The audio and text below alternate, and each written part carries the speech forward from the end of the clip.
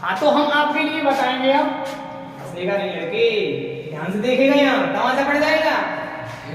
दर्पण सूत्र बताएंगे जो जिससे क्वेश्चन बार बार बोर्ड में आता है। तो दर्पण सूत्र क्या होता है वो देखेंगे पहले। दर्पण सूत्र होता है 1/f बराबर 1/v प्लस 1/u। यहां से न्यूमेरिकल हर साल आता है, हर बार पूछा जाता है, तो ध्यान से देखेंगे। f जो f है वो क्या होती है, वो होती है दर्पण की फोकस दूरी। v होता है प्रतिबिंब की दूरी। जो दर्पण होता है उससे प्रतिबिंब की दूरी को v कहते हैं। u होती है वस्तु की दूरी, दर्पण से वस्तु की दूरी। जैसे कि आप यहाँ पे देख सकते हैं, जैसे एक अवतल दर्पण है आपके सामने, यहां से कुछ दूरी पर जो u है वस्तु a भी रखी है, दर्पण से u दूरी पर वस्तु a भी रखी है, जिसका प्रतिबिंब a' जिसका प्रतिबिंब a' बनता है, तो वस्तु की दूरी को तो u कहते हैं, जो प्रतिबिंब की दूरी है दर्पण से उसे v कहते हैं। और इसका जो फोकस है f है, इसकी दूरी को p से फोकस f की दूरी को f कहते हैं। देखिए जो दर्पण सूत्र है इसके आधार पर जो बोर्ड में क्वेश्चन आता है, 10th के बोर्ड में जो क्वेश्चन आता है वो किस प्रकार से आता है। तो उसमें ऐसे दे रखा होगा क्वेश्चन, एक वस्तु या वस्तु को बिंदु भी कहते हैं, अवतल दर्पण के सामने 20 सेंटीमीटर की दूरी पर रखी है, दर्पण की फोकस दूरी दे रखी होगी, जैसे यहाँ पर 15 सेंटीमीटर है, 15 सेंटीमीटर है। प्रतिबिंब की स्थिति और प्रकृति ज्ञात कीजिए। आपको प्रतिबिंब किस दूरी पर बनता है वो निकालना है, और उसकी प्रकृति क्या है। प्रकृति में आता है आभासी है या वास्तविक है या कैसा है। देखिए तो सबसे पहले हल करने के लिए क्या करना है आपको, जो दे रखा है वो निकाले, वो पहले लिख लेंगे। यहां पर दिया है, क्या दे रखा है, दर्पण के सामने वस्तु रखी है 20 सेंटीमीटर की दूरी पर, तो वस्तु की दूरी को क्या कहते हैं, u। तो u बराबर है 20 सेंटीमीटर, और u को हमेशा नेगेटिव लेते हैं। जो वस्तु होती है दर्पण के सामने रखी होती है वो हमेशा नेगेटिव ली जाएगी।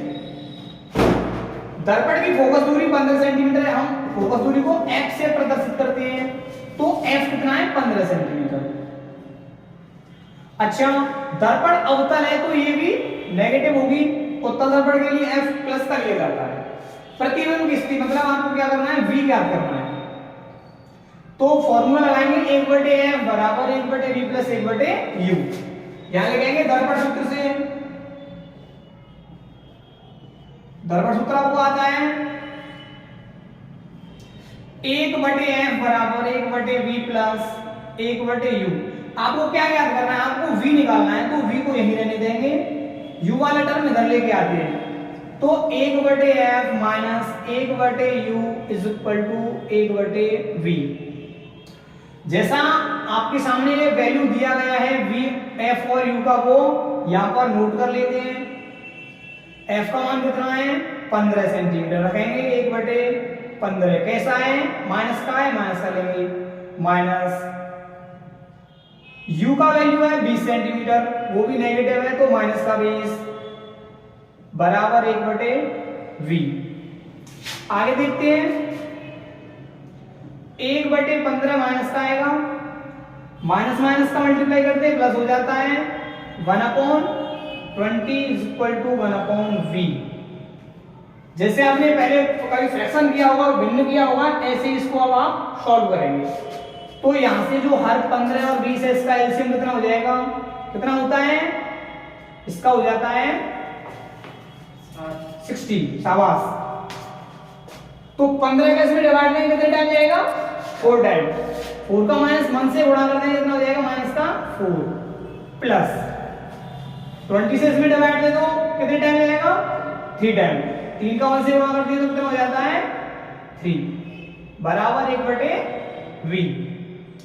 या माइनस का 4 है, प्लस का 3 है, माइनस का ज्यादा है, तो माइनस का 1 बचेगा, upon 60 is equal to 1/v।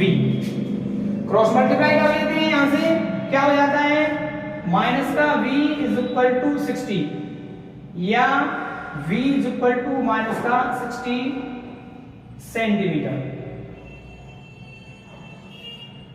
अब देखो ध्यान से, यहां पर v कैसा आया है, नेगेटिव। v कैसा आया है, नेगेटिव। नेगेटिव आने का मतलब है जिधर वस्तु रखी थी उधर ही प्रतिबिंब प्राप्त होता है। तो दर्पणों में जिधर वस्तु रखी होती है उधर प्रतिबिंब बनने का मतलब है वो वास्तविक है। तो दूरी तो ये हो जाएगी आपकी v बराबर 60 सेंटीमीटर नेगेटिव, और जो प्रकृति आपकी हो जाएगी वास्तविक, वास्तविक होगा, और वास्तविक उल्टे होते हैं, वास्तविक व उल्टा।